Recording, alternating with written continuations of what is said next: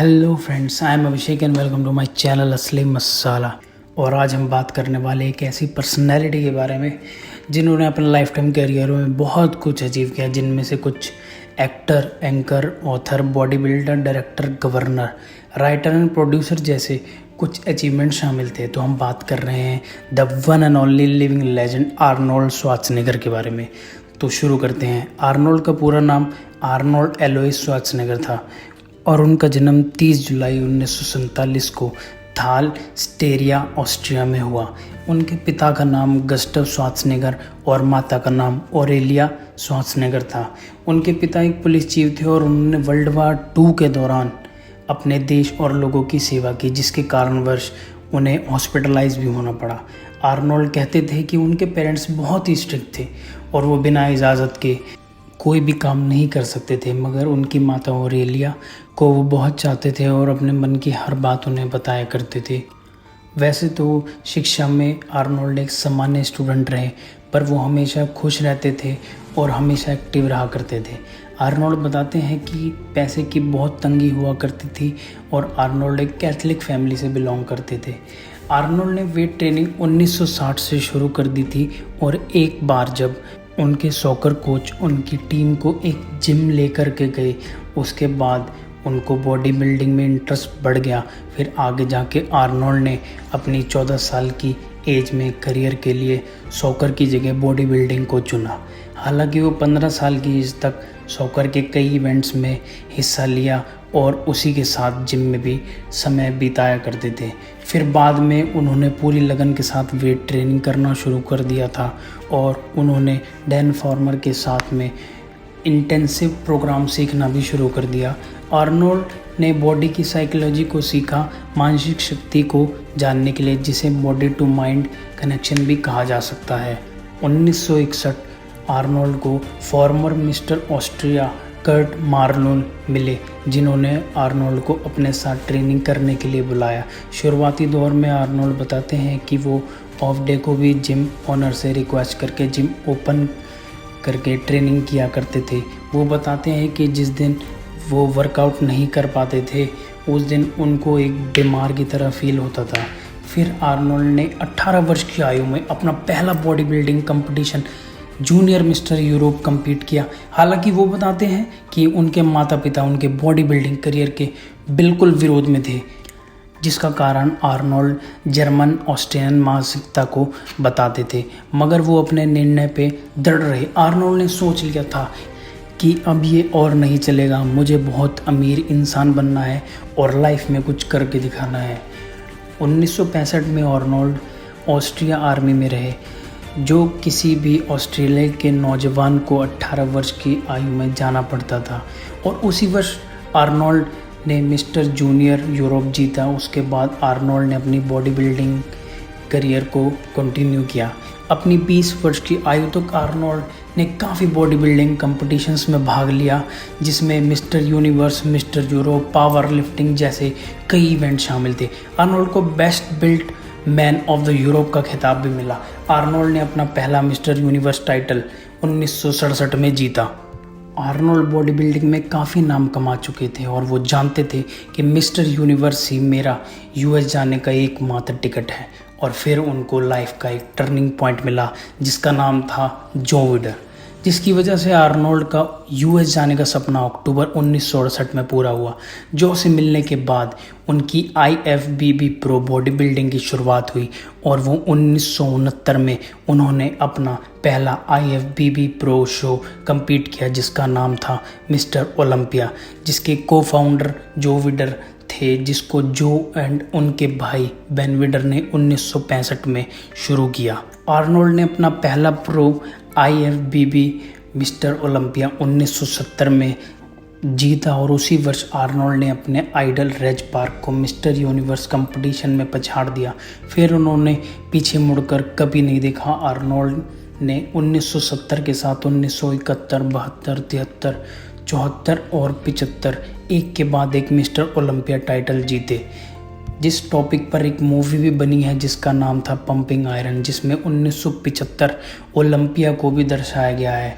Arnold बताते थे कि 20 मई 1971 में उनके भाई मैनहार्ड की कार एक्सीडेंट में डेथ हो गई, जिसमें वो नहीं जा पाए थे क्योंकि वो कंपटीशन की तैयारी में दिल से जुड़े हुए थे। मैनहार्ड का एक 3 साल का बच्चा था, पैट्रिक नैप श्वार्ज़नेगर, जिसकी सारी जिम्मेदारी उन्होंने मैनहार्ड की मौत के बाद अपने ऊपर ले ली थी। 13 दिसंबर 1972 में आर्नोल्ड के पिता गस्टव का हार्ट अटैक की वजह से देहांत हो गया। कंपटीशन के चलते वो अपने पिता के फ्यूनरल में भी नहीं जा पाए थे। 1975 मिस्टर ओलंपिया के बाद आर्नोल्ड ने 4 साल का ब्रेक लिया अपनी प्रोफेशनल बॉडी बिल्डिंग से। फिर 1980 में आर्नोल्ड ने एक बार फिर कमबैक किया और मिस्टर ओलंपिया टाइटल जीता। हालांकि आर्नोल्ड ने 1975 में ऑफिशियली अनाउंस किया था कि वो प्रोफेशनल बॉडी बिल्डिंग से रिटायर हो रहे हैं, जिसके कारणवश 1980 में आर्नोल्ड की वापसी की वजह से काफ़ी कंट्रोवर्सीज भी क्रिएट हुई। अब बात करते हैं आर्नोल्ड के एक्टिंग करियर के बारे में। वैसे तो 1970 से 80 के बीच आर्नोल्ड ने कई movies as a lead actor काम किया, जैसे कि Hercules in the New York city, stay hungry, pumping iron, the villain and etcetera. मगर आर्नोल्ड बताते हैं कि उनको कई ऑडिशन में फेल किया गया उनकी भारी भरकम आवाज़ के लिए। After achieving the name as the greatest body builder of all the time, Arnold ने बहुत सी मूवी की और आर्नोल्ड का काम काफ़ी सराहा गया।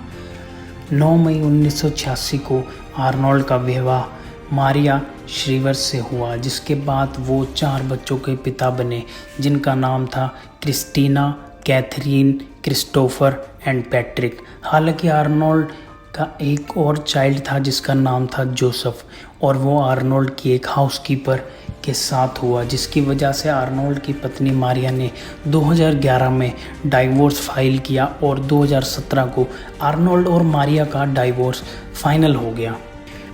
आर्नोल्ड के करियर में एक बहुत ही खूबसूरत सी जॉब भी शामिल थी। 2003 में आर्नोल्ड कैलिफोर्निया के गवर्नर बने और 2011 तक आर्नोल्ड ने कैलिफोर्निया को सर्व किया एज ए गवर्नर। आर्नोल्ड बताते हैं कि उनके बॉडी बिल्डिंग टाइम के दौरान वो मसल मेंटेनेंस के लिए स्टेरॉइड्स का इस्तेमाल किया करते थे, मगर केवल cutting, burning and fat loss के लिए।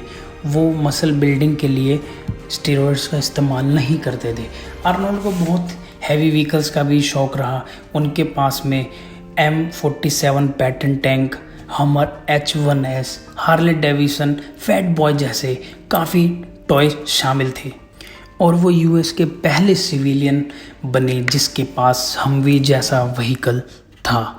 वैसे हम आर्नोल्ड को एक बहुत ही स्ट्रॉन्ग पर्सनैलिटी के लिए जानते हैं, पर शायद आप लोगों को नहीं पता होगा कि आर्नोल्ड एक हार्ट डिजीज़ के साथ में पैदा हुए थे, जिसका नाम था बाइकस्पिड एरोटिक वेल्व, जिसमें कि एरोटिक वेल्व जो केवल 2 लीफलेट्स के साथ में हो। एक नॉर्मल इंसान में एरोटिक वेव्स में 3 लीफलेट्स पाई जाती हैं, लेकिन आर्नोल्ड के एरोटिक वेव्स में 2 लीफलेट्स थी। एरोटिक वेव्स हमारे बॉडी में ब्लड को पंप करके पूरी बॉडी में पहुंचाने का काम करती है, लेकिन इस बीमारी के चलते भी आर्नोल्ड ने अपनी इस कमी को कभी भी अपनी ड्रीम के आगे नहीं आने दिया। इस प्रॉब्लम के चलते 1997 में आर्नोल्ड को एक मेडिकल एक्सपर्ट ने बताया कि 2 से 8 साल के अंदर आपको इसके लिए सर्जरी करवानी पड़ेगी, क्योंकि इसकी वजह से आपकी physical activities and exercise capacity कम हो रही है। उन्होंने इग्नोर कर दिया, जिसके चलते आर्नोल्ड को 2018 में एमरजेंसी ओपन हार्ट सर्जरी करानी पड़ी। आर्नोल्ड बताते हैं कि 2004 में एक नदी में डूबते हुए इंसान को भी आर्नोल्ड ने अपने स्विमिंग टैलेंट से बचाया था, जिससे उनके एक अच्छे व्यक्तित्व की पहचान भी होती है। आर्नोल्ड के नाम से वर्ल्ड का 2nd सबसे बड़ा स्पोर्ट्स फेस्टिवल मनाया जाता है, जिसका नाम है आर्नोल्ड स्पोर्ट्स फेस्टिवल, जो कि ऑर्गेनाइज किया जाता है IFBB के द्वारा। पहली बार ये इवेंट 1989 को लॉन्च किया गया, और आज के टाइम में ये इतना बड़ा इवेंट हो चुका है कि इसमें 1,80,000 से भी ज़्यादा पार्टिसिपेंट्स होते हैं, और ये USA, Australia, South America, Africa और यूरोप में ऑर्गेनाइज किया जाता है, जिसमें mister Arnold classic, mister international, bikini, classic physique जैसे कई कंपटीशंस का आयोजन किया जाता है।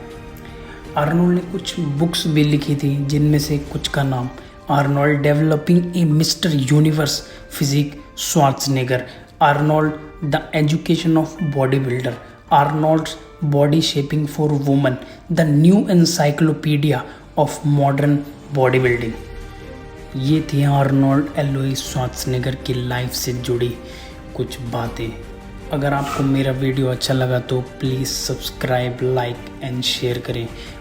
और आप कोई भी बात बोलना चाहते हैं तो कमेंट सेक्शन आपके लिए हमेशा खुला है। Thank you friends.